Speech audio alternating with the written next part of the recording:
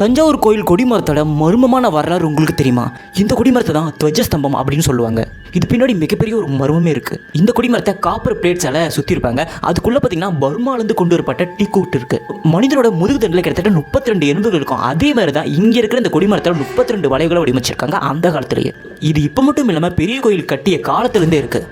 கோவில் கருவறைக்கும் ராஜகோபுரத்துக்கும் நடுவில் அமைக்கப்பட்ட இந்த கொடிமரம் ராஜகோபுரத்தோட உயரம் கம்மியாகவும் உள்ள இருக்கிற அந்த கருவறை விமானத்தை விட அதிகமாகவும் இருக்கணும். ஆனால் இந்த கோயில் அதுக்கு ஆப்போசிட்டாக விமானத்தை விட ரொம்ப கம்மியான அளவு தான் இருக்குது. அதுக்கான காரணம் இன்ன வரைக்குமே தெரியல.